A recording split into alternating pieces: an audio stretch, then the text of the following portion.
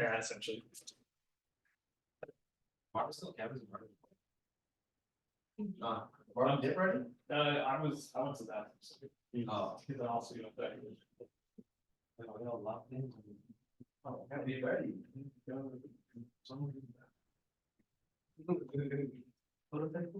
I did it. Oh. I was like, I was straight. Did it like, No, that's what I'm saying, but someone's I should get like a percent. a little bond that you.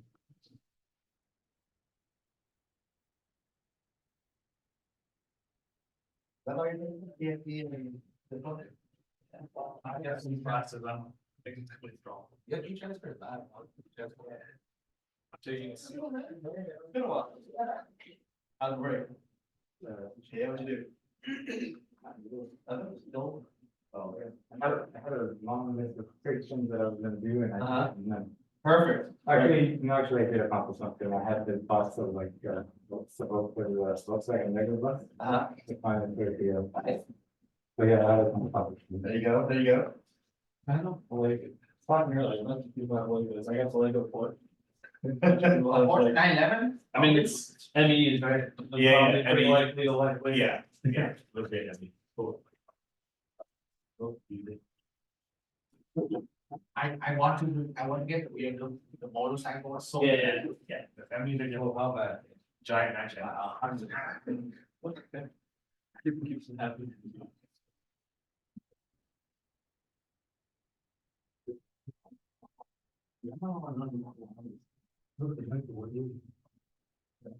In the one? Yeah.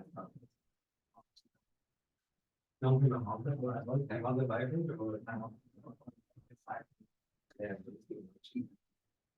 Oh, if not, you don't ask. Now, you number one. No, this is the thing. Not a lot. He's just really home. Really home? Really home. He lives in that line. Yeah, he's gonna live in these on like the mines. That is gonna be.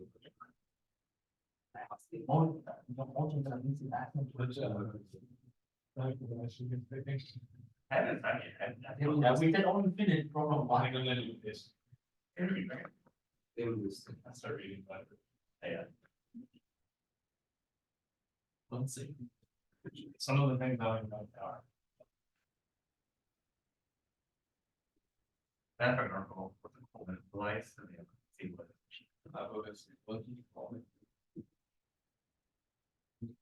Aneurysm, events or something.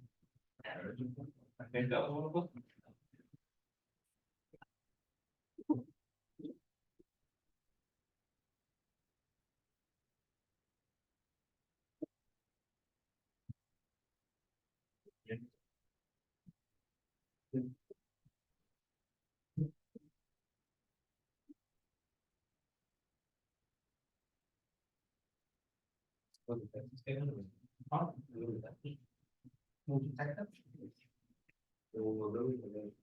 We can get a. And a comment.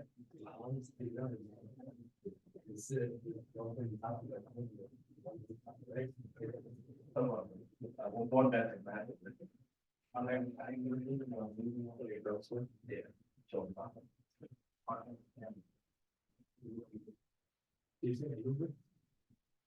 Say. Bring it. Love it. Yeah, that's basically. 4 months.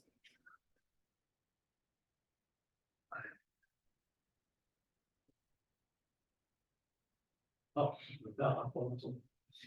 I was doing it the wrong way. Oh, the first day. Yeah. Where she'd be able to. I'm doing about those, yeah, it's just the one that told you. Almost exactly. Oh, no, I also did a reverse. I'm calling that. I haven't been. You know what? I mean, I did the reverse, I did. Gonna get the mission here. We're almost exactly gonna shoot the 7th on the 10th. Okay, we're going to do the same days like the best, so. That was very. My girlfriend's birthday, same birthday. That makes it, when we first started dating, I really used to do it. Then they stole the board, I forward, everyone. Yeah, let's sign on the board, we follow it, yeah, that puts it around the year. Roughly. Right. Nothing good, then. Oh my. Oh, Valentine's Day, maybe. That was, Or she was empty. or not, it's, yeah, That means that. it's not quite. Now, then the GP recording. They will be more over.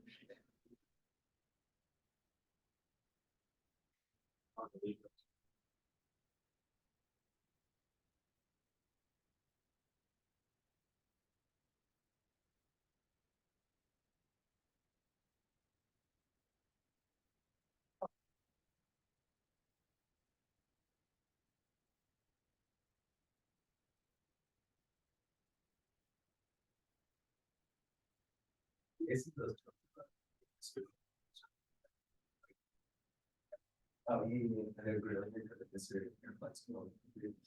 And then she said she will reproduce like an individual in 5 years. That's like very common of the like wealthy, but. Yeah. See, in Japan. Like Elon Musk is the same way. Oh, I saw the. They tweak their plane when they take their car. Oh, they're gambling. Really? Yeah, there's a gambling. She had right, she's in Japan. They have a big concert for like. In 5 days, 5 days, and there's a gambling for her, see if she makes it. See it. There's no way she's not making. See it because Japan is 1 day behind us. Yeah. So see, we make it on. Isn't her boyfriend playing? Yeah, that's why that is, she's gonna make it, that's her concert. Her concert. Yeah, 10 p.m. Okay, kind of sucks if you get that too, so. Because of that. They gave the Kansas City some farm, but that's. why. Every game, it's, No, like. they talk more about her than about Actually, yeah. the actual football players. You know why? Because they give her food like 3 times. I'm kidding. All those people crazy. And some guy told me like stuff like the NFL showed him all that talk about the team. No, for sure.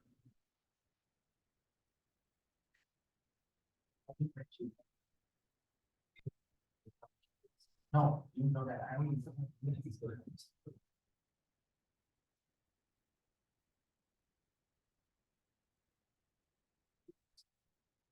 And Yeah. The name that can still like this. If I charge it, I don't want to pay for it. Hey, it's almost on my card, I'll just give you the money back. And then that is. That's like. if you have like a black like you can. Yeah, you're just now. How much do you need? I think it's on. The black one, you have to spend. Per year.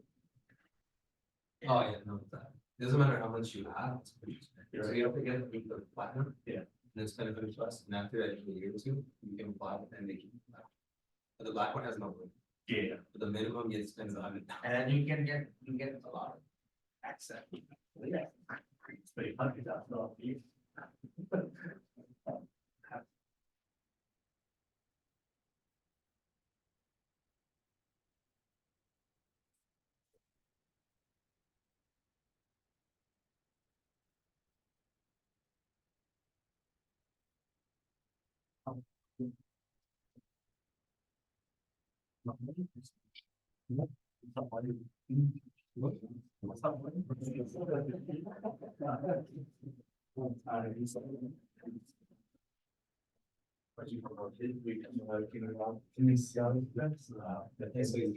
Yeah. No. Yeah. I'm Chinese. Oh. I'm in the bottom. I have a big laugh like that. This is literally. Yeah. You know that like this. They're not characters. Yeah, No. big family says. So our language was. Oh, Yeah. yeah. And then sometimes he goes over town, just like, oh, he's like. Each. Oh, like different, like our language, yes. Yeah. Okay. Same fact. Peaceful. So I think it's not that time to look.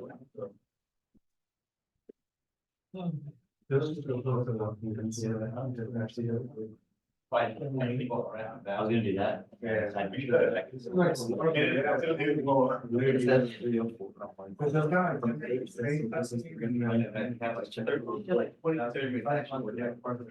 end of stop, we were for 5 minutes or something. I thought it was just gonna be like a workout, but.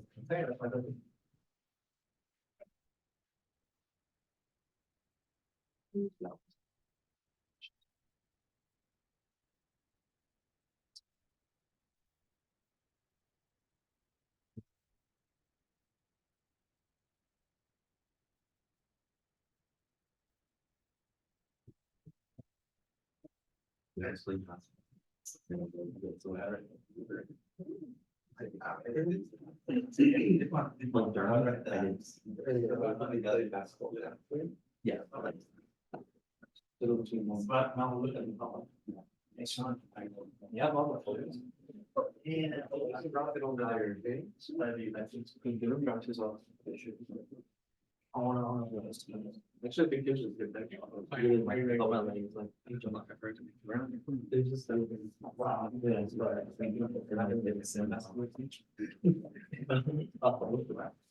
Not using my mom to say, I think that's connected, yeah. I messaged you last.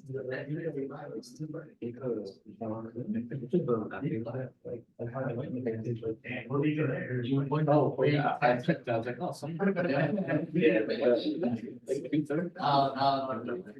I was already going, You just.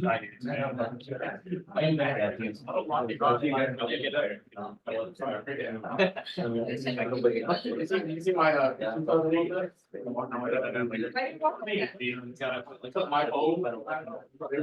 All right, it's 4 o'clock. Let's go get started.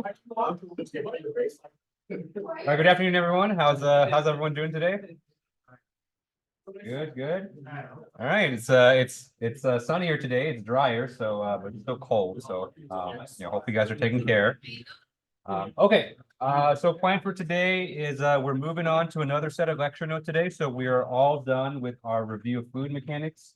So we wrapped that up on Tuesday. We talked about Murray's law. So today we're going to be start talking about what I call arterial biomechanics. And so we made a lot of assumptions up until this point about the fluid mechanics. And so we're going to start to lift those a little bit. Today, we're going to start talking about just the general behaviors that you're going to see in the cardiovascular system. And then over the course of the rest of the semester, we'll talk about kind of the math and kind of the reason why you see these types of behaviors. Okay? But today's kind of the first introduction to all this. All right, so some announcements. Remember, homework 1, make sure you guys finish that before the deadline. So make sure you guys turn that in. Okay. And besides that, I think I got nothing. Any questions I can answer before we get started for today? Okay, all right, so let's go and get started. And so the topic for today is arterial biomechanics.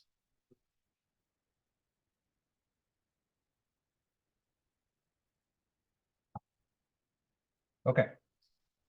So if you remember from our second lecture of the semester, we talked about the difference between arteries and veins. Okay. Generally speaking, our arterial flow or flow in the arteries is a lot more interesting to look at. Just because it's part of the reason it's a lot more complicated. And that's where kind of a lot of the issues in terms of disease happen for a lot of people. Right? So arterial flow. What I mean by that is blood flow in your arteries. Okay.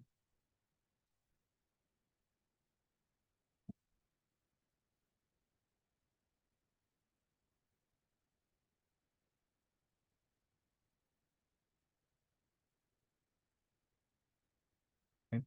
Which, if you recall from our anatomy lecture, the arteries are the vessels that carry blood away from the heart.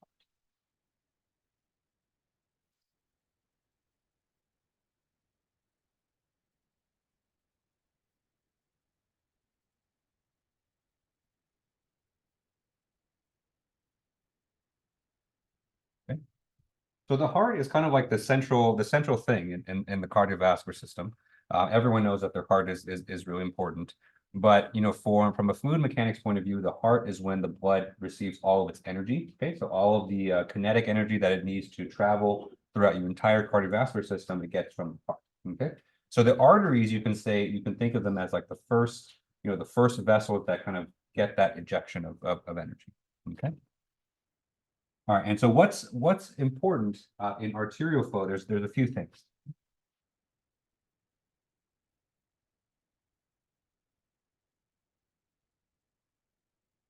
So the first main quality that we've already discussed this a few times is the fact that arterial flow is pulsatile, right?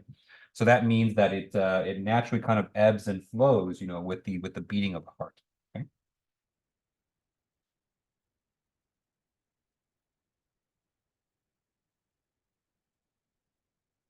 Right. And when you compare it to what we've been discussing in this class so far, the biggest difference is that a pulsatile flow is not steady, right? So all the concepts that we talked about the last few lectures, Navier-Stokes, Murray's law, all that stuff, we have assumed steady flow, which is a good place to start. That's fine, but when you start getting into pulsatile flow, things start to change a little bit. So that's an important distinction.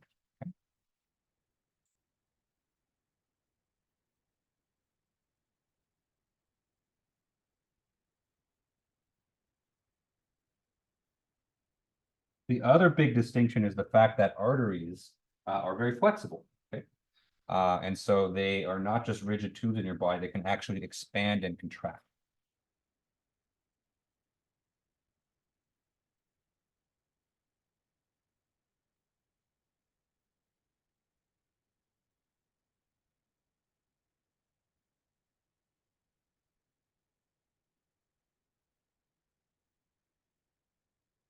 Okay? And what we'll see is that expansion and contraction actually has a lot of ramifications, not only for the blood flow, but also for pressure. Okay. Because what we'll see later on today, well, I'm hoping we can get to it today, is that when you have a flexible tube and you kind of expose it to something like the heart, it has a lot of similarities to a guitar string in terms of how waves propagate down that flexible tube. Right? So we'll talk a lot about that today. All right, and so for starting today, and we're going to take a break after today because next week is going to be focused mostly on symbascular.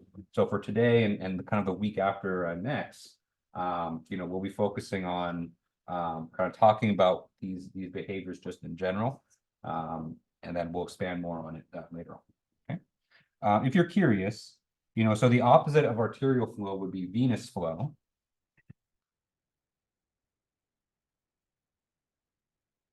Okay. So just like the name implies, venous flow refers to the blood flow in your veins.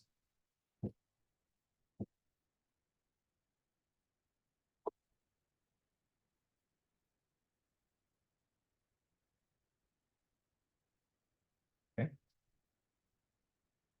There are issues that show up in your veins, and so you may have heard of some conditions, some things like varicose veins.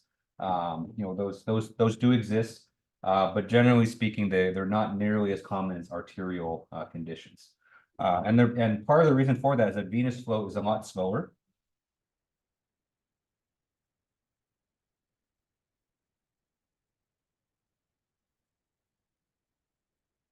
Right, so the velocities that you see in the veins is much smaller. Slower.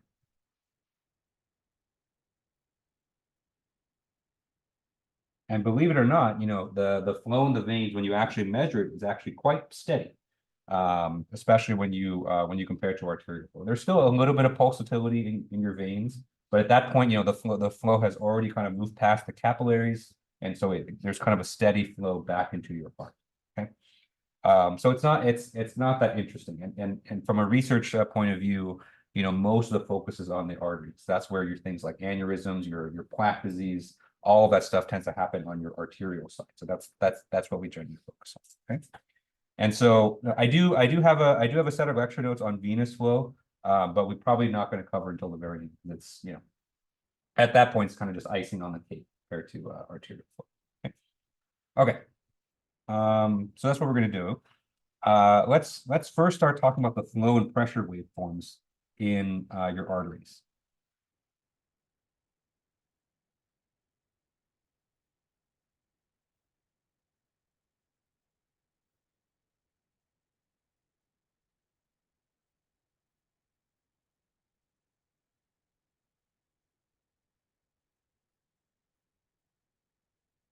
Okay.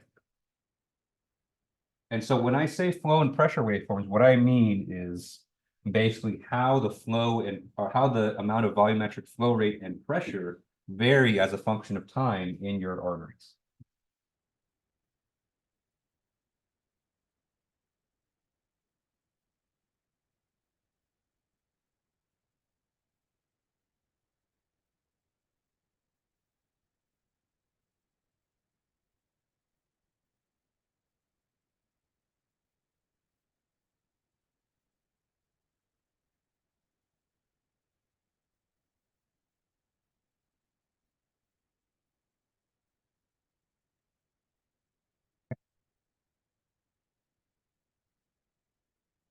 And so the best way to illustrate this is, well, to illustrate it. So let's go ahead and draw it. So I'm going to draw for you a typical pressure waveform and a typical flow waveform.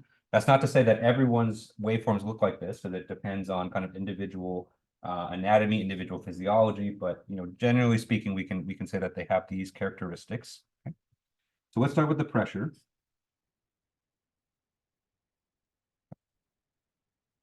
And so on the horizontal axis here, we have time,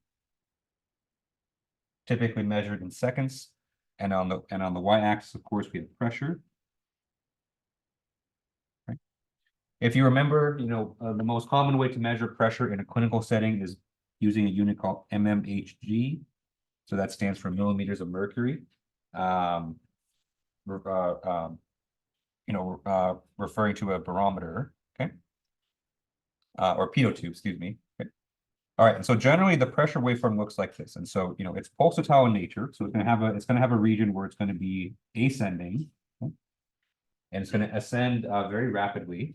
Okay, it reaches its peak at a certain point, and then it starts to decrease. Okay, and then as it decreases, there's actually a little bit of I call it like a blep, basically. So there's like a part where it kind of like dips a little bit, then kind of comes back up. And then you can have a slow, steady decrease from there. Okay. And of course, if you were to continue this would repeat. And so if I were to continue it this way, you'd see it repeat just like that. Okay. But I'm only going to draw one waveform here, just so that we can kind of highlight its characteristics. Okay. All right. So let's start by highlighting the different parts here. Okay, first let me highlight this part here where the pressure is nearly at maximum. Okay, so in that portion of the pressure waveform, this is when your heart is contracting.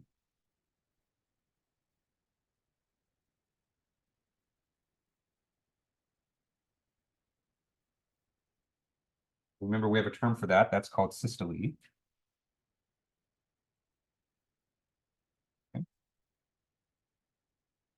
And then in the other portion here, you'll notice here that the pressure decreases at a slower rate than when it increases. Okay. This is when the heart is relaxing.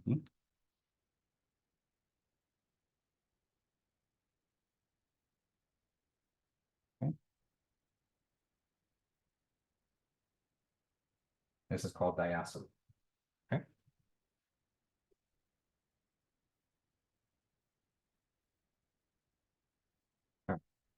So you can see from this diagram here that systole is shorter than diastole, and that's true for most people. Okay, and so your heart spends more time relaxing than it does actually pumping. Okay, so the exact breakdown is different for everyone, but generally speaking, you spend about 1/3 of each heart cycle in systole, okay, and 2/3 in diastole, okay? Roughly speaking.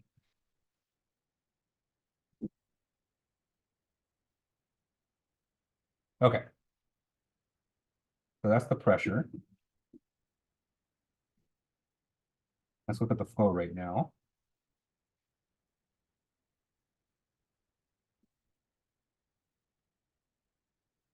All right, so remember the flow rate refers to the volumetric flow rate. So in some sense, you can think of it as kind of a kind of another measure of velocity, okay? For the blood flow passing through. All right, so on the horizontal axis, we have the time, which is measured in seconds. On the vertical axis, we have flow. Typical units for this is milliliters per second.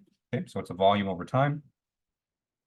And the flow waveform looks something like this. And so it's going to come up rapidly. There's a very brief period of backflow, and then it's kind of quiet for the rest of the cycle. Okay. And same thing here. We can kind of break this up into the systolic component.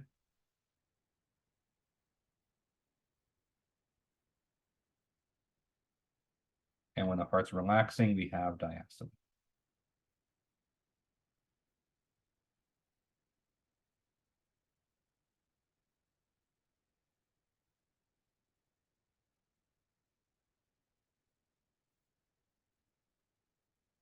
All right. So one important thing about the flow waveform here, we still have the same kind of 1/3, 2/3 breakdown. But probably the most important thing compared to the pressure waveform is that the flow actually does go down to 0.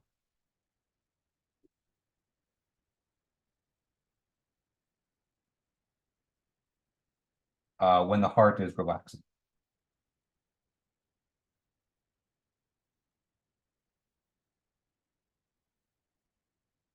Okay. That's not true for the pressure. The pressure, in fact, it never goes down to 0. It does reach a minimum, but that minimum is always above 0.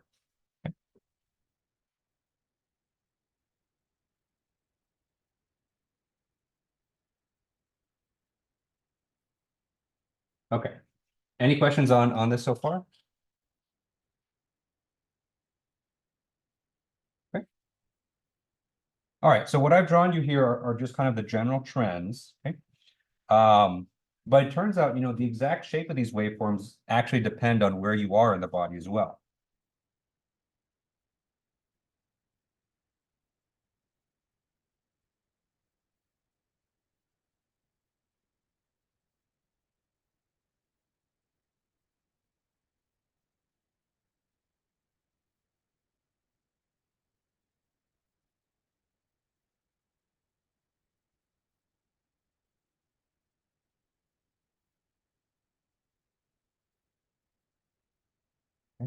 And in fact, there are some general trends that can be observed depending on your proximity to the heart. Okay? A lot of these trends depend on how far or close you are to the heart. Okay? All right, so number one. Number one is peak systolic pressure. So that's the maximum blood pressure that's achieved.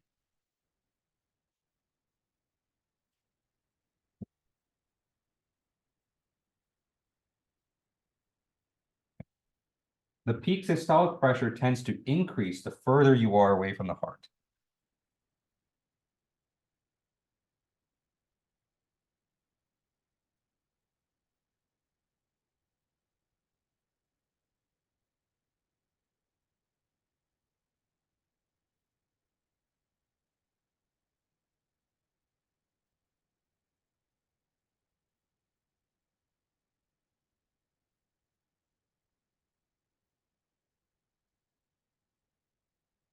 So if you measure your blood pressure, right at your heart's entrance versus, in your arm, where it's typically measured clinically, you're gonna measure slightly different things. So your arm pressure is going to be a little bit higher, actually, which seems a little bit counterintuitive, but we'll talk a bit why that is. All right, next let's talk about the flow. So as you get further away from the heart, the flow rate tends to go down.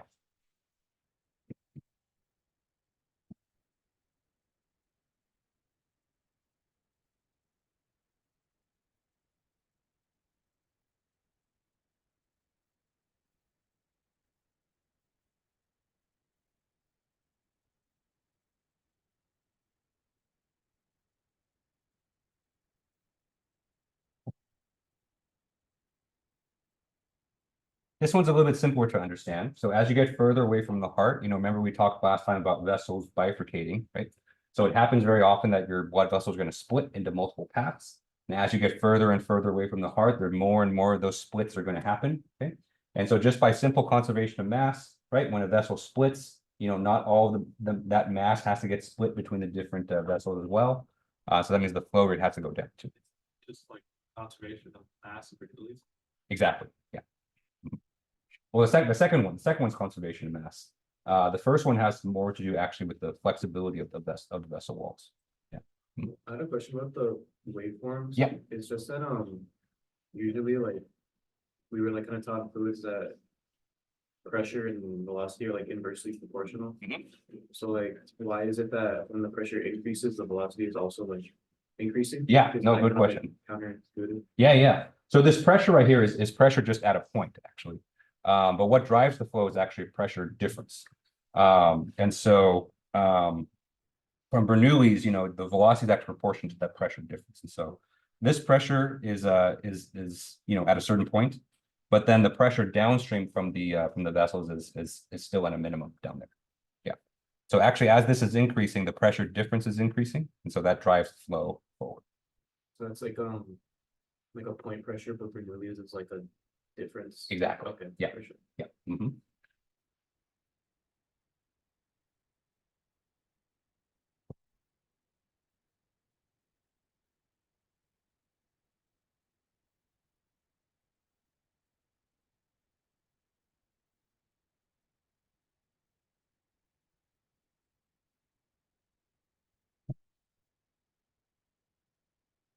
All right, and so the third general trend that you see, it actually is related to point one, but the location of the peak of pressure, or the time when the peak pressure occurs, actually changes.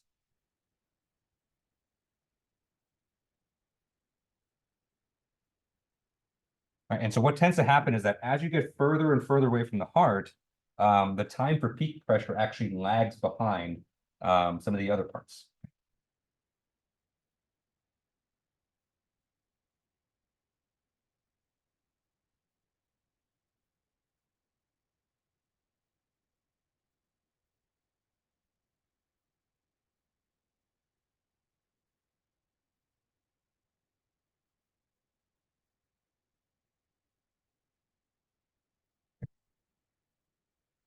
So what that basically means that if you're close to the heart, your peak pressure is going to occur fairly early, but then as you get further and further away, the peak pressure actually happens just slightly later.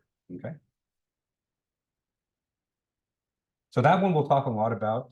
1 and 3 we're actually going to talk a lot about. So, but just to kind of give you a preview, kind of why that is, because you have flexible tubes essentially in your cardiovascular system, when the peak pressure occurs, it actually takes time for that pressure to travel all the way down your cardiovascular tree. If you had rigid vessels, the thing with the rigid object is that changes in force and changes in pressure, they travel kind of instantaneously down the length of the rigid object. It's only when you start to have some flexibility that things start to lag behind, right? Think about this pen, right? This pen is a fairly rigid object, and so when I make a change at one end of the pen, the other end changes immediately, right? So this looks really boring right now, but I'm basically raising it up, and right when I raise it up, the tip of the pen comes with it because this pen is very rigid, right? Think about a very flexible object. So think about a string, right? A string has almost no tension to it. If you raise a string, right, the string may not be even tense enough to have the other end raise up. But if you were to do it fast enough, the other end would catch up eventually. But it would take some time because there's a lot of flexibility in that string. So that behavior actually kind of multiplies on itself, exponentially in the cardiovascular system because of that flexibility. So that's kind of what gives rise to behavior 1 and behavior 2. Okay. And it's kind of a number 4, I guess, but this was not as interesting. But when I drew this pressure waveform and a little bit in the flow waveform as well, I kind of mentioned this little kind of like dip that happens there, right? So that is real. That does happen in reality.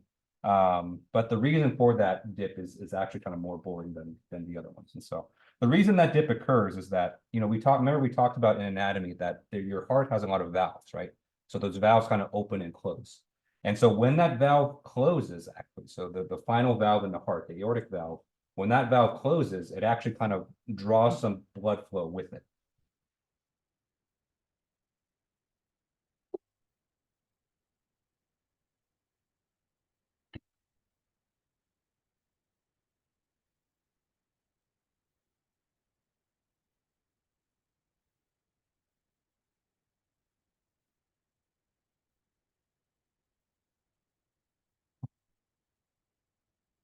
It almost creates like a little bit of a vacuum in your blood vessels. And so that little suction kind of activity there kind of causes that little you know, little blip to occur. And then in the flow waveform, you can actually see it as like a little bit of backflow, right? So negative flow here is backflow. Right. So everyone has that to certain degrees. In fact, you actually want to have it, because if you have it, then you know that your valve is functioning properly as it should. Okay. All right, so number 4 is not as interesting, but you know, I thought I would explain it otherwise. All right, so the kind of the upside to all this, right? Remember, we started our discussion today that said that, you know, the two main you know, distinguishing factors for arterial flow are, one, its pulsatility,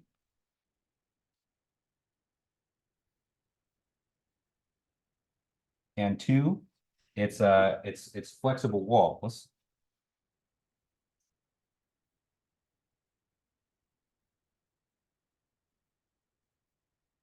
Okay. Those two characteristics kind of give rise to all these really interesting behaviors, and it's kind of what we're going to dive much more deeper into.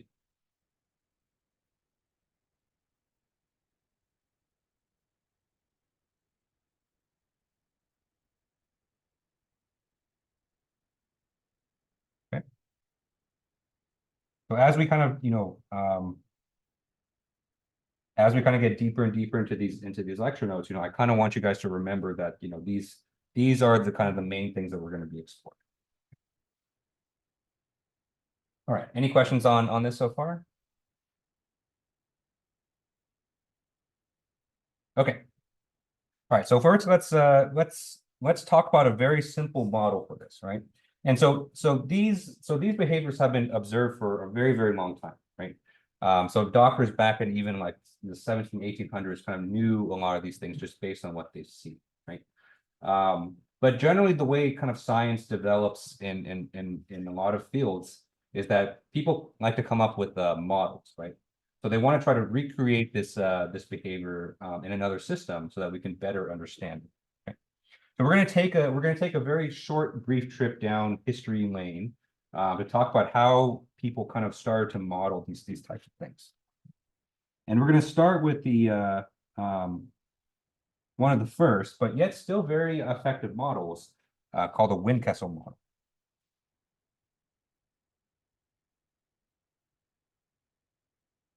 All right, so if you study cardiovascular science to any degree, you know, you're going to be familiar with the Windkessel one way or another. Okay. Okay.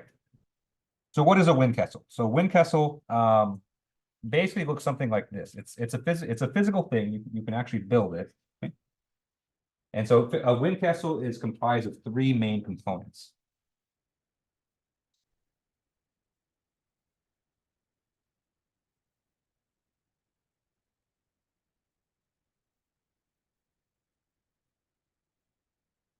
Okay. So let me draw it out for you first, and then we'll talk about what that is.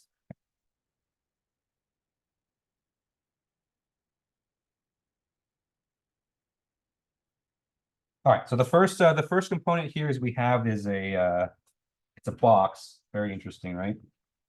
But this box represents a pump. Okay. Most importantly, this pump is a pulsatile pump. Okay. In the old days, this is something that they would literally squeeze with their hands to kind of pump it or pump it physically somehow. Okay. Right. So the pump is kind of the active component. That's the one that's kind of adding energy to the flow and driving it forward. Okay.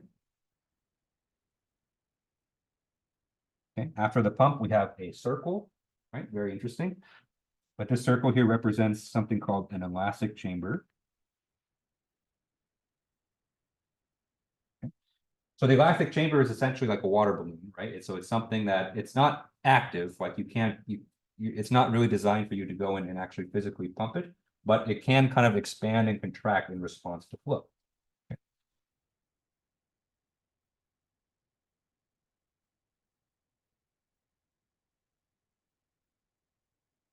All right, and then after the elastic chamber, we have something at the end here. So these are called resistance channels.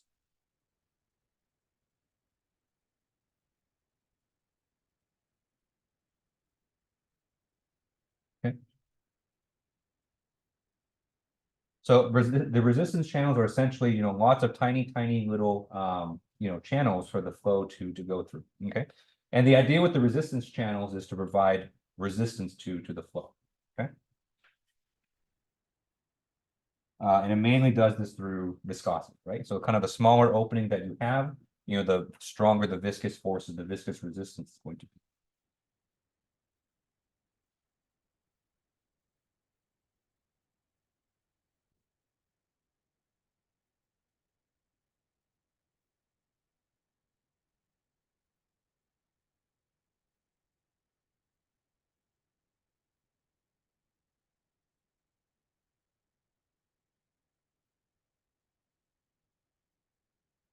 Okay.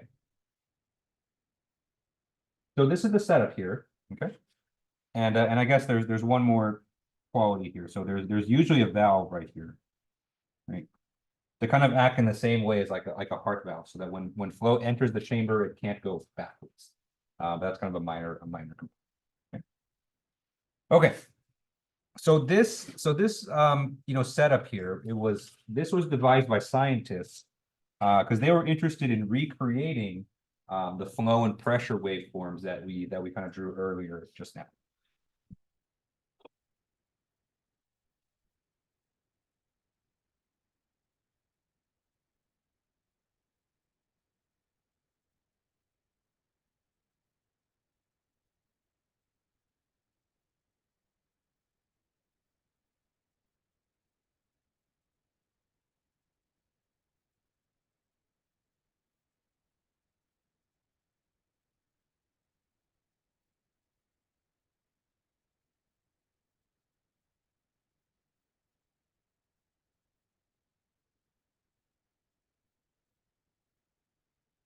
Okay.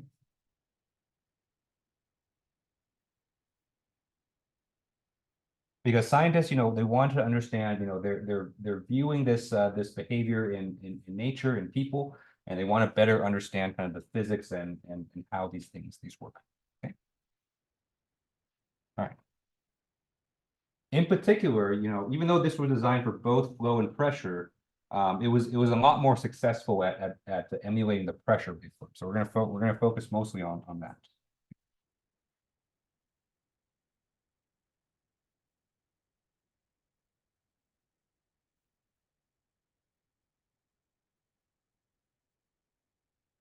All right, so let's talk about the pressure waveform again, and let's talk specifically about the types of behaviors that kind of really make it interesting.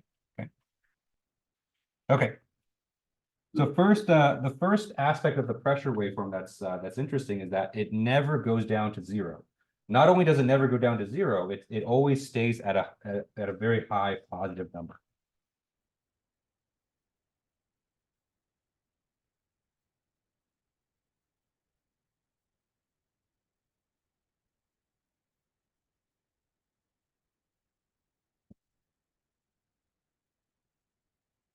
Okay.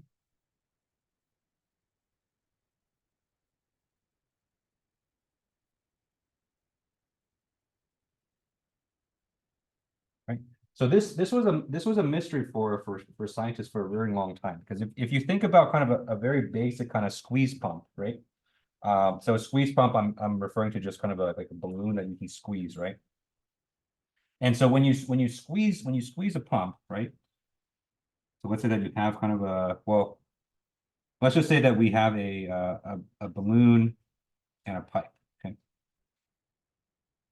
Right? And so if you want to eject flow out of this pipe, right? You would squeeze the balloon. Right? You squeeze the balloon, it literally pushes the flow out the tube, right? And that's what causes the flow. Eventually, though, the balloon has to relax, right? And so the balloon has to kind of recharge itself and expand, right?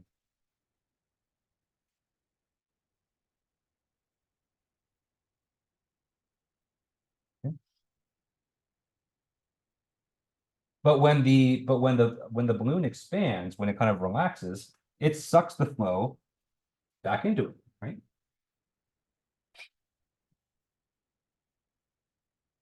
And so if you were to kind of do this in kind of a regular way, right? And you were to measure the pressure and the as a function of time, okay, it would just look like a sine wave. So it would be positive when you're pushing the balloon, and it would be negative when the balloon is relaxed, right? Positive and negative, positive and negative. Okay.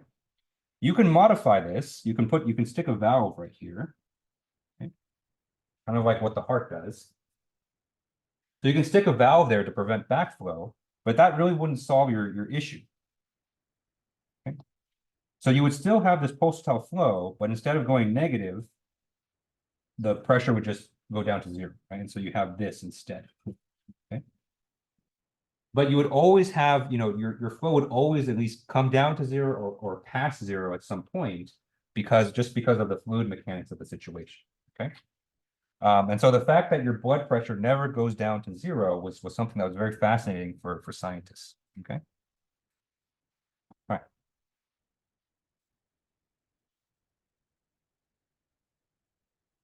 All right. And so eventually what people learned was that, the reason this is because, your blood vessels themselves kind of act like a balloon. So because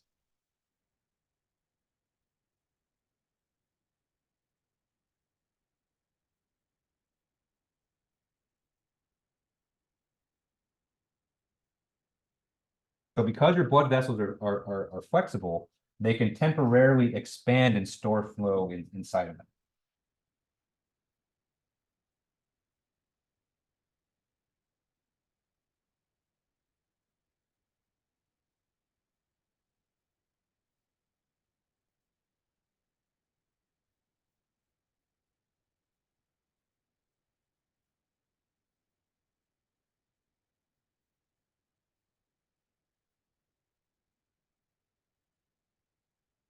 Okay. And it does this primarily during the diastolic phase of the or excuse me, it stores the flow during the systolic phase, and then it ejects it during the diastolic phase.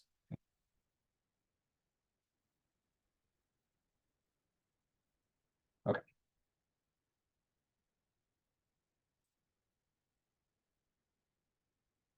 All right, so let's go back to the experimental setup here, and let's see how that happens. Okay.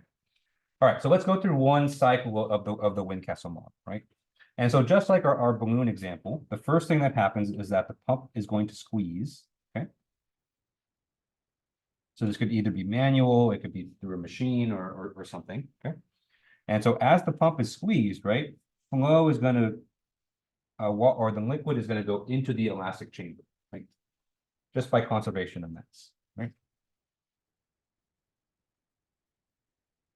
And then from here, what's going to happen is that because of the resistance channels, right? The resistance channels place a limitation of how much total flow can go through at any given time.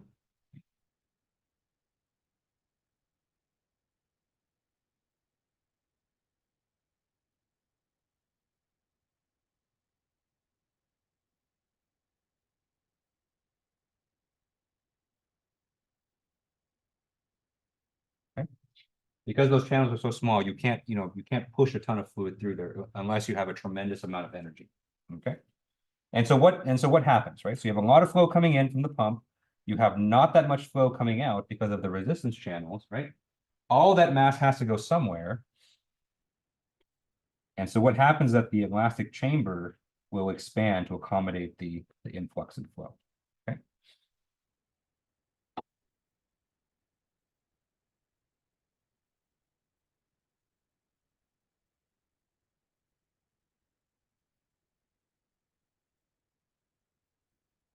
So what you see during the first stage of the Windkessel is that, the pump is going to pump, it's going to contract, and then a lot of that flow is actually going to go into the elastic chamber, okay?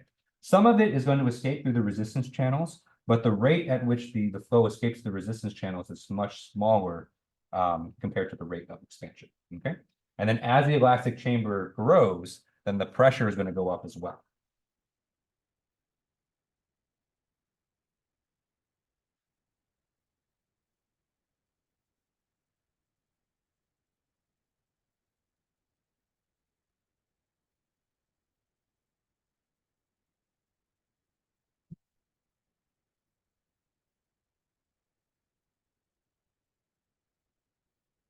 All right. Any questions on this so far? Okay, so that's the first phase. Let's relate this back to our pressure waveform. So if we go back to our pressure waveform here, right? What we just described was kind of the systolic portion of the pressure waveform. So the heart's going to contract, it's going to push flow out, pressure is going to rise, okay? And at the same time pressure is rising, then a lot of that flow gets stored within the vessels themselves because they're expanding, okay? It's a little bit easier to visualize with the Windkessel model because the elastic chamber is just all one big balloon. It's a little bit harder to visualize in your cardiovascular system because all of your blood vessels are flexible to a degree. And so you're not going to see, you're never going to see one blood vessel like dramatically expand, right? That expansion is kind of spread out through your entire cardiovascular system, but this is a lot easier to visualize. Okay. Okay. So during the relaxation portion,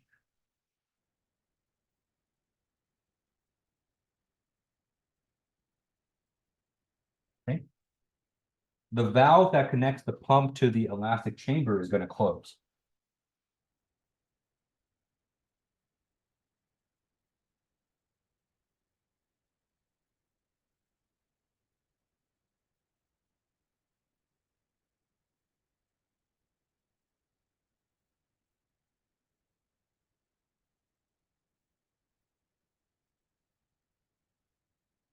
Okay. And this is going to prevent any backflow, right? So we can assume that there's going to be no backflow into the pump.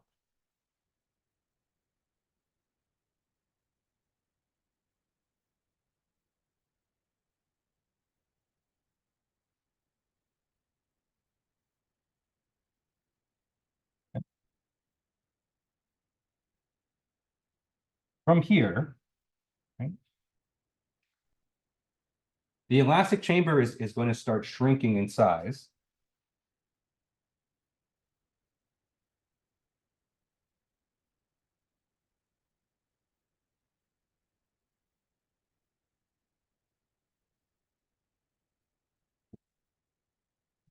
Because even though it is elastic, it does have properties where it wants to return back to its normal shape, right? And so its elastic properties are going to start kind of decreasing it, okay?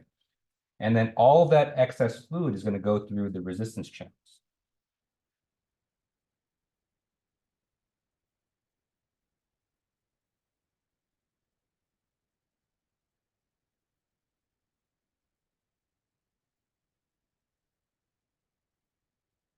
Okay?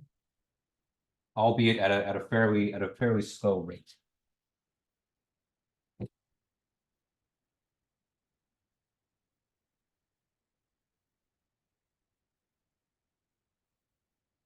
Okay.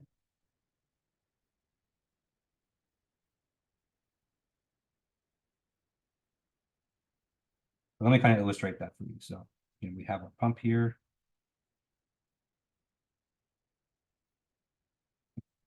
It's connected to our elastic chamber, which is then connected to our resistance channels.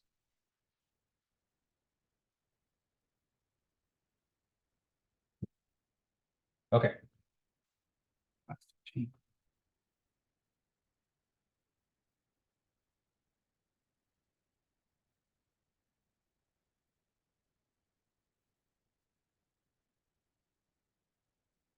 All right, so during this relaxation portion, your elastic chamber is going to start decreasing in volume. Okay? And it does this completely passively, there's no active force that's squeezing it or anything. Okay?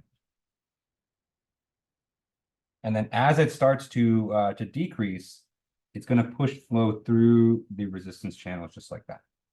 Okay.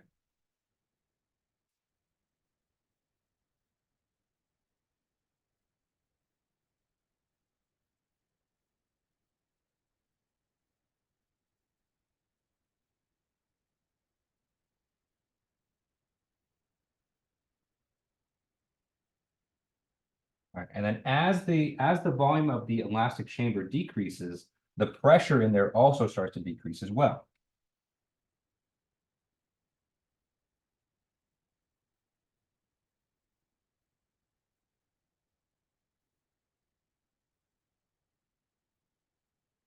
Okay. Just because there's less fluid in the elastic chamber, there's less tension in the walls of the elastic chamber, it has to hold less. And so that just naturally causes the pressure in the system to go down. Okay. Right. And so you kind of have this kind of dual effect where like the volume's decreasing and the pressure is decreasing at the same rate. Okay. But all this is happening very slowly.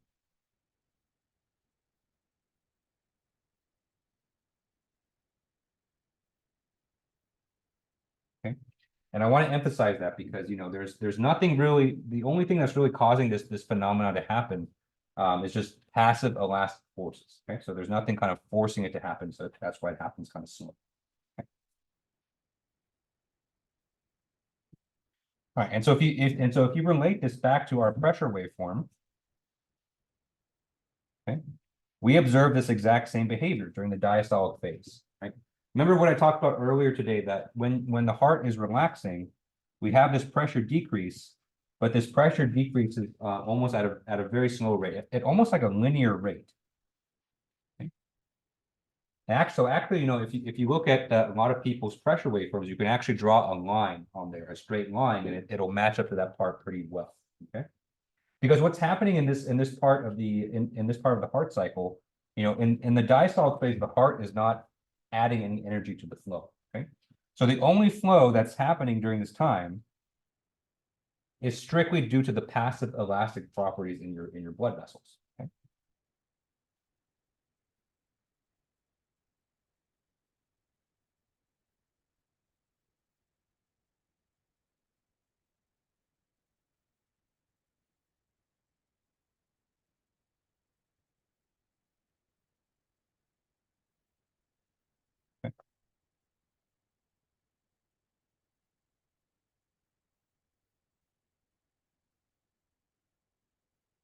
Right. So scientists developed this Windkessel model and through lots of trial and error, right? Eventually what they figured out is that if they measure the pressure, so they put a pressure probe here, okay, they were able to reasonably, recreate the pressure waveforms that are observed inside a human body. Okay. All right. Any questions on this? Okay. So that was the main purpose of the Windkessel model, right? To recreate this pressure waveform. And you can see it's kind of an interplay between the different kind of elastic properties and the active properties of the heart. Okay. There is another really nice consequence of the Windkessel model, and it has to do with these resistance channels.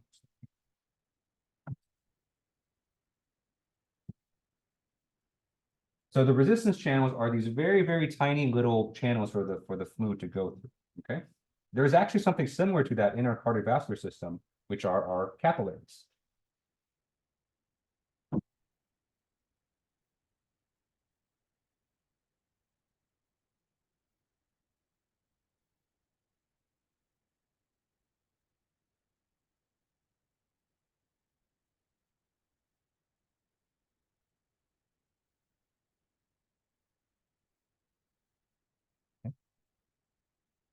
So very similar to the resistance channels, our capillaries are these really, really tiny channels, literally big enough just for one blood cell to go through, that the blood has to be squeezed through eventually. Okay. And so the effect is actually quite similar, right? And so what scientists found was that, because of the resistance channels, flow in these channels were actually pretty steady.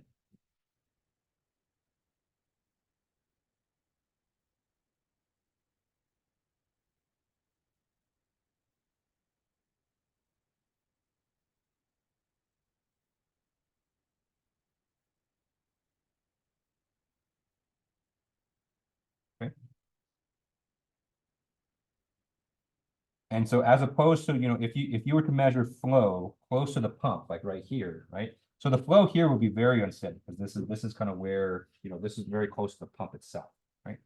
But if you actually measured flow in the resistance channels, what you're going to see is that they're not perfectly steady, but they almost never go down to zero. Okay. And that's a direct result of the elastic chamber, right? And this serves a really important purpose in your body as well, because their capillaries are kind of what give your muscles and give your organs, the oxygen and nutrients that they need. Okay. And if you've noticed, how your muscles and how your organs work, they don't really work on the same kind of circadian rhythm as your heart, right? It's not like you can only move your heart when your arm when your heart beats, right? It's like that would look kind of silly, right? You can kind of make nice fluid movements of your arms and all your muscles because of the steady flow in the capillaries. Okay? And so having steady flow, there's actually a big advantage. And so this basically ensures that your muscles and your organs have a steady flow of oxygen and nutrients in order for them to perform their duties, okay? Irrespective of the heartbeat.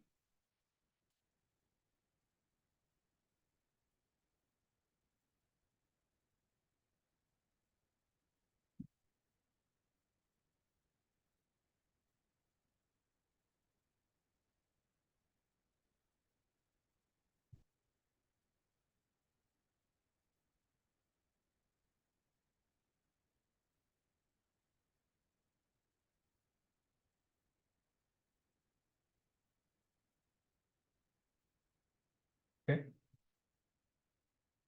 And so if the fluid mechanics were even just a little bit different, right? And so if you experience pulsatility all throughout your whole system, I think the human body would behave a lot differently than it would today. So then your heart would basically control everything in your body. So the heart, heart's really important, but because of the fluid mechanics, because of the steady flow in the capillaries, we're able to kind of function in the way that we do. Okay. And this kind of gives you a reason why flow in your veins are quite steady as well, because the veins are kind of what happened. The flow goes to your veins right after the capillaries. And so if the flow in the capillaries is pretty steady, then the flow in the veins are going to be pretty steady as well, which makes them boring at the same time. Okay. All right. Any questions on this? Okay. All right, so that's the Windkessel model. So a very primitive model. I believe this was developed, I think, sometime in the 1800s. But we were able to gain a lot of information on that, I'd wager that we're still kind of using this Windkessel model today, at least as an education. Okay? And what you'll see after this is we're going to eventually get to a topic known as lump parameter modeling, and we're actually going to revisit the Windkessel model there as well, as we actually relate this to circuits, right? So we're going to do circuits, fluids, and experiments all together in one. It'll be great. Okay, but the last thing I want to talk about today is the phenomenon that I kind of alluded to at the beginning today, which is the wave propagation phenomenon. Okay. Okay. So like we've been talking about all today, your blood vessels are flexible structures.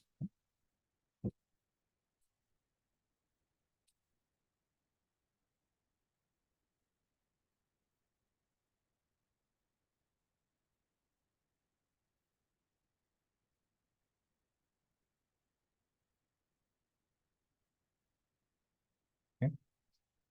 And so because they're flexible structures, it allows things like forces and pressure waves to propagate through the system at a finite speed.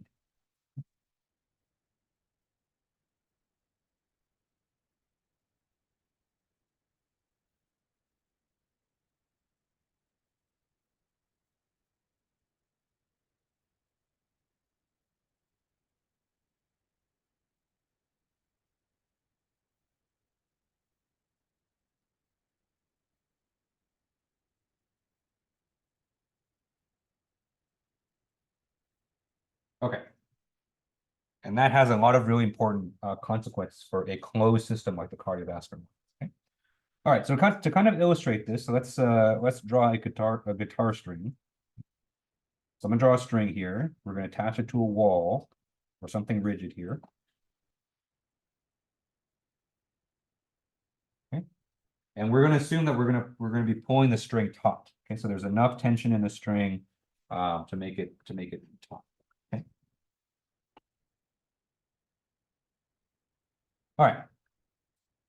So a string makes a very nice analogy for this, because a string is flexible, right? And so what happens, if you were to pluck the string, so let's say that you take your string here and you kind of, disturb it a little bit here, right? And you pluck it and let it go. So you basically introduce a pulse onto string. Okay. What's going to happen is that pulse is going to travel down the length of the string because of the flexibility of the string itself.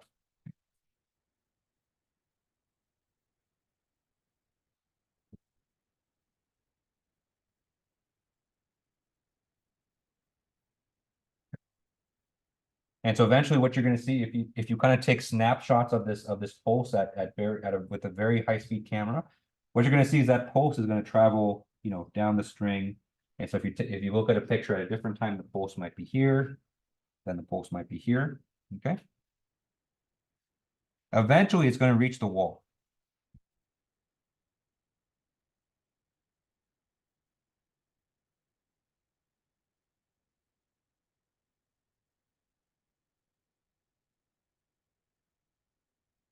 Okay.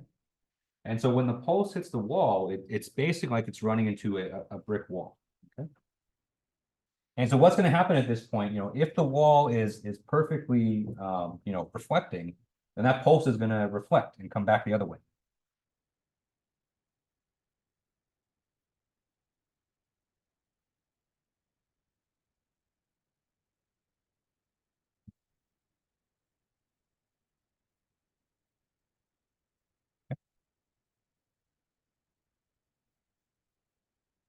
And so I realize this is kind of boring to draw because it's just bumps on a string, right? But let's say that the pulse hit the wall and it's starting to come back, right? And so it's going this way now. So this right here is a reflected wave.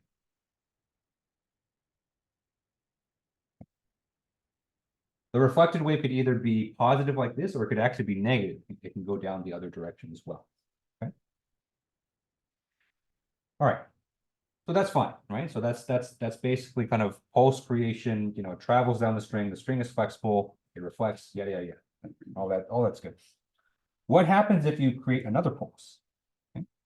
So let's say while that pulse is traveling and after it's reflected, let's say we create another pulse. Okay. And then this pulse is going to travel towards the wall. Okay. Eventually, the two pulses are going to meet.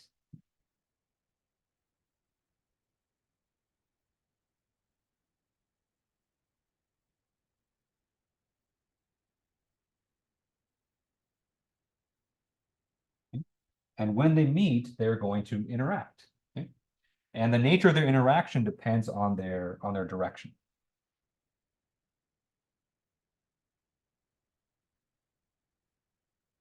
Okay? And in this one-dimensional case, of course, there's more complex interactions in 2D and 3D, but in 1D, I think we kind of get the sense they can either add to each other or they can subtract.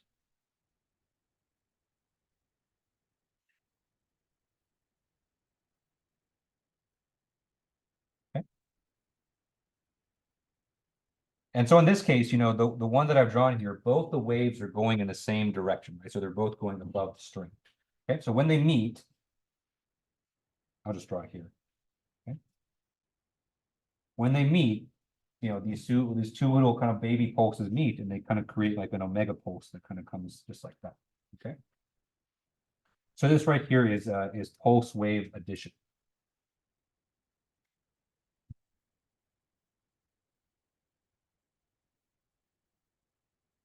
Okay.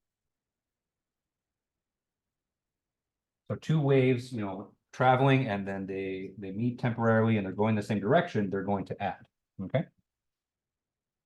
But that only happens for a brief instant, right? Because both waves are traveling in their respective directions. And so there's only a brief period of time when they meet and they add, and then they just kind of keep going from there. Okay. So after they meet, right? You're gonna have two pulses again. Okay. But let me label these. So this will be pulse 1, this will be pulse 2. Okay. So after they meet, they travel past each other. Pulse 1 will be over here, and pulse 2 will be on this side. Okay. But during that time when they overlap, they meet each other just like that. Okay. All right, the other option.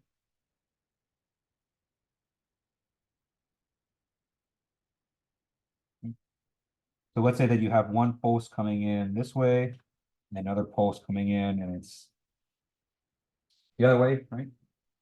So after the pulse reflects, it's coming back in the other direction. When they meet, they kind of destruct each other. So you have a no wave. Okay? So this right here is pulse wave subtraction.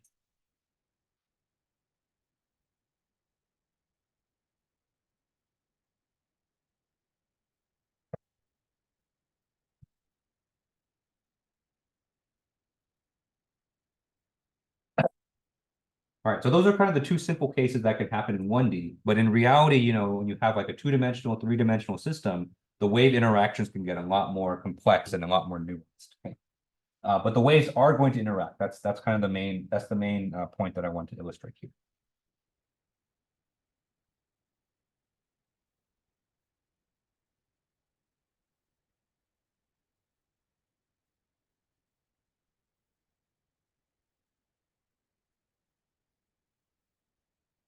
Okay.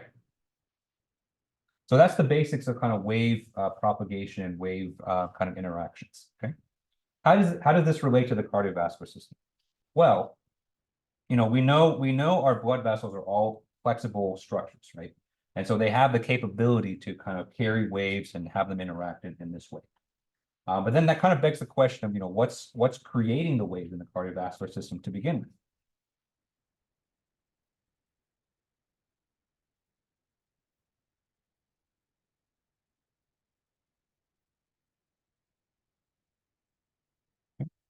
In the cardiovascular system, the waves that we're talking about here are pressure waves.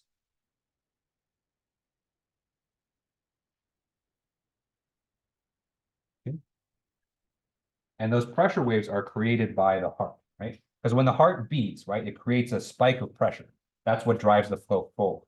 But that pressure can also travel through the blood vessel walls as well.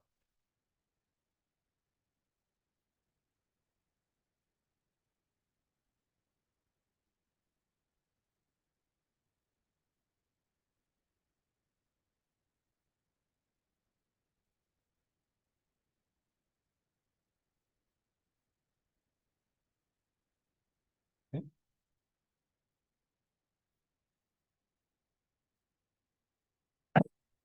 So we need that pressure to drive the flow, but we kind of have this side effect of the pressure kind of traveling through the actual solid portion of the vessel walls because the vessel walls are fixed. Okay. So these pressure waves can reflect.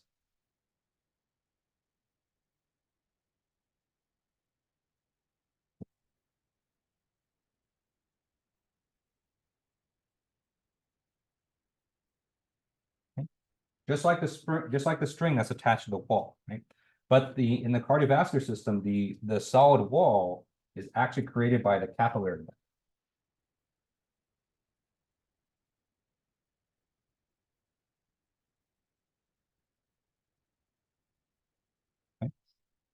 Because when you compare the capillaries to your arteries, the capillaries are going to be a lot more stiff. Okay. And so it kind of creates a situation where the wave can't progress past the capillaries. And so the only place for it to go would be to reflect off the capillaries and come back. Okay. Okay. So that makes sense on one waveform, right? But remember, your heart is constantly beating. It's beating, once per second on average, right? Maybe more if you're nervous. Okay. And so constantly what you have is you have these pressure waves that are propagating from the heart to your capillary bed. Those waves are reflecting back, okay? And those waves that are reflecting back are interacting with the new waves that are coming from your heart, okay? And then those eventually come back and reflect, and then those interact with the new waves and the reflected waves, and so you have all this kind of wave propagation that's happening at the same time. And so reflected waves.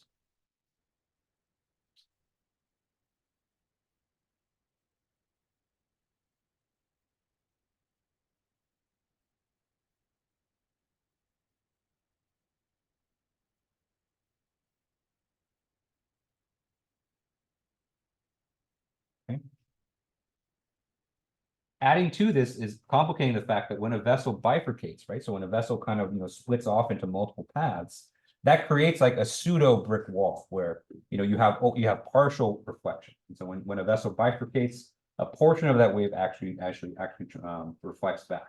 And when you kind of multiply this by the millions of bifurcations you have in the body, you very quickly get a very, very complicated situation with, lots of waves reflecting, coming forward, interacting, adding, subtracting. So it's a mess, honestly, and it's I think probably my least favorite thing to study. In the cardiovascular system is how these reflect. We're going to get into it a little bit when we talk about impedance. I think maybe slightly before spring break we're going to talk about that. But it's a thing, and it gets quite complicated. So we're not going to get too much into the details of how these reflections occur, but I did want to talk about kind of the net effects that you see.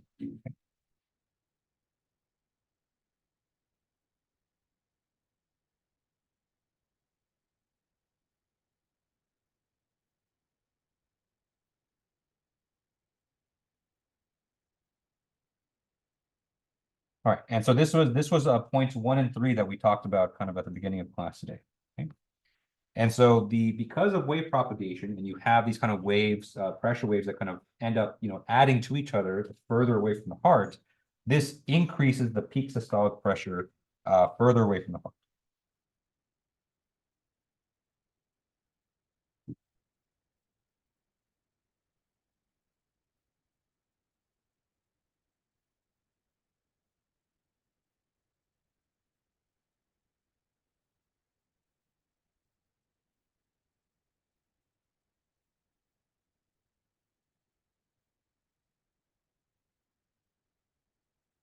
Okay.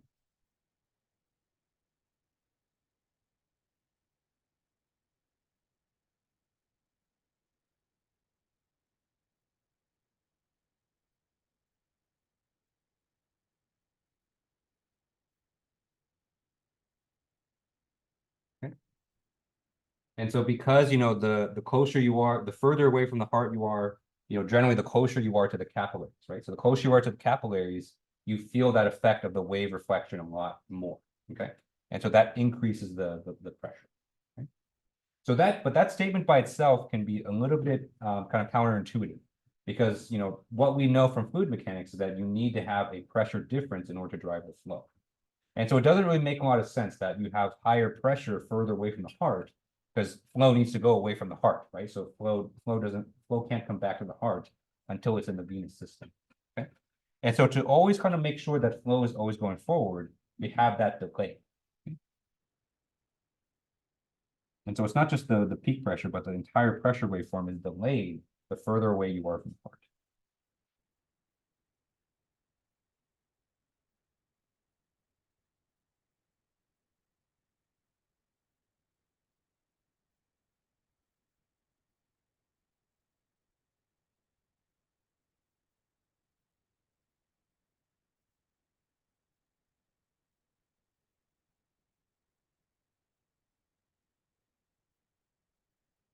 Okay.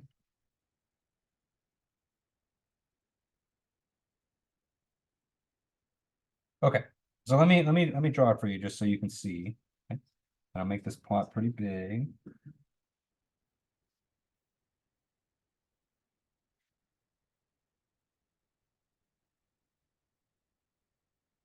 Okay, so just like before, we're going to draw a plot here of pressure and time. Okay, I'm going to draw two waveforms here that are kind of superimposed on each other, so you can kind of see their differences. Okay.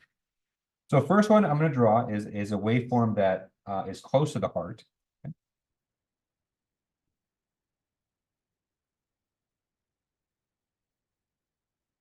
Okay. So in black right here, this is a waveform that may be close to the heart. Okay. And then in red,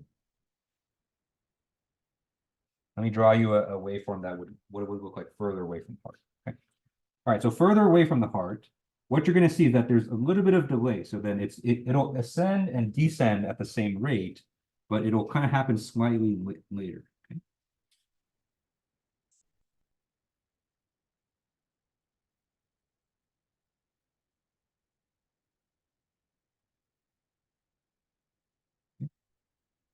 And it's usually very subtle. And so, even though we were talking about these differences, that they're a big thing, but in reality, the differences between these are quite subtle. And so this in red right here, this is further away from the heart.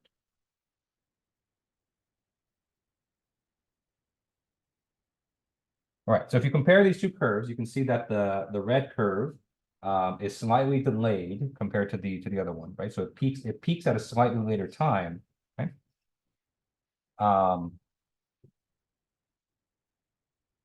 But it has a slightly higher peak because of the wave propagation. Okay. All right. Any questions on this this here? Yeah. Is there any reason like why like the further away from the heart, it doesn't have that like little dip that it usually has? Yeah, because so when you get further away from the heart, that dip comes from the aortic valve closing. And so that little suction thing, you only really feel it closer to the heart. So as you get further away, it kind of smooths out. Yeah. Okay, so one last thing I want to leave you with. It's a formula for the pulse wave propagation speed.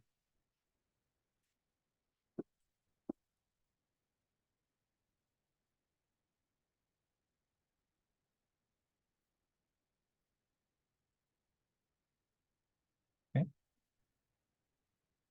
So we can actually measure the speed at which these pressure waves travel down the vessel walls. Okay. I will say that this formula here isn't exact, but it does kind of give you an idea of what factors actually go into the speed. Okay. All right. All right. So this is a formula for PWV. So this stands for pulse wave velocity.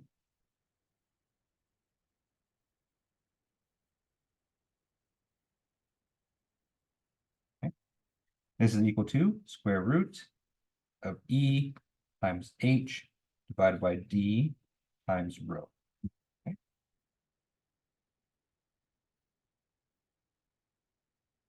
I think this is one of the earlier equations for it because it's very simple, and so kind of the state of the art for this is it's a lot more complex than this, but it's a good one to learn.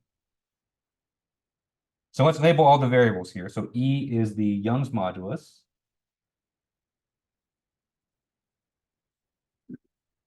The Young's modulus of the vessel wall. Bless you. H. H is the thickness of the vessel wall, so the thickness of your tube.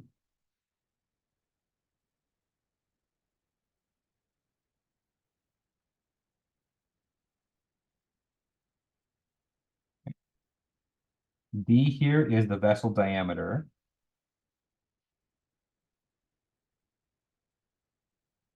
Okay. Inner diameter.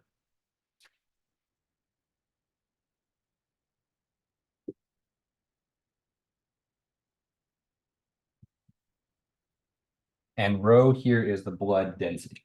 Okay.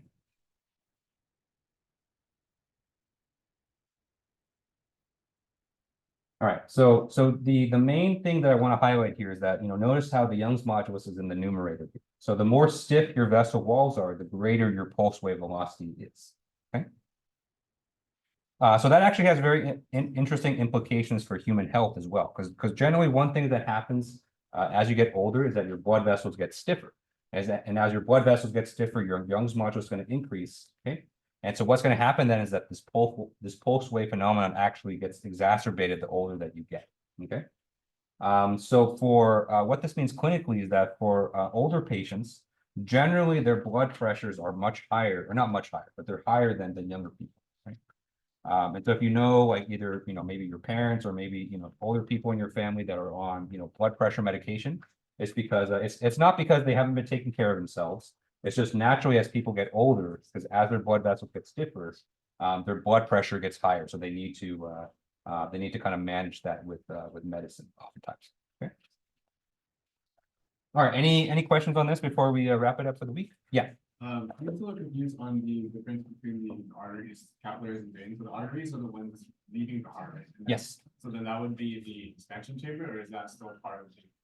So everything in the Windcastle model is the arteries here. We don't draw the veins here in the Windcastle model. So the resistance channels, that's the capillary. So the elastic chamber will be all of your arteries together in one. Anything pulling blood away from the heart. Exactly. Yeah. Mhm. Any other questions on this stuff here? All right, that's all we got time for today. So thank you guys for coming. I don't know if it's going to rain anymore this weekend, but if it does, stay safe, stay dry. If you're watching Super Bowl this weekend, then enjoy the game.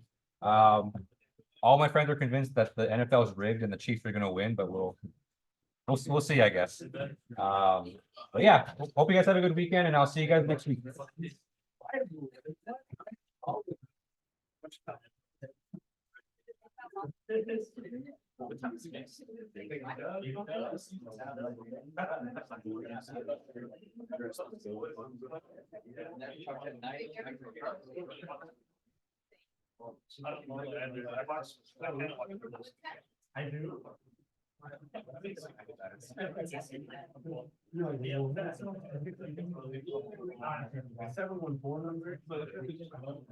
I would want with 951.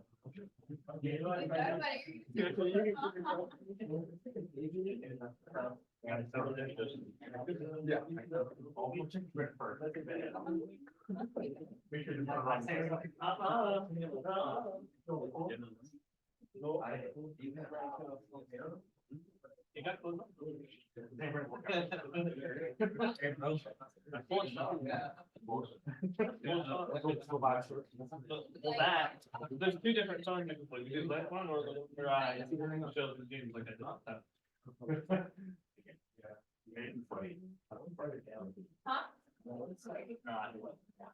don't think they can sweat that bad. That was my. Should be done. It should be good. What? No, I think when we go to the library, or I guess a call or anything, it's just us like. Oh, yeah, we get to chat. Bro, why the hell are you guys sending speaking headphones? Oh, because I'm trying to leave them at home.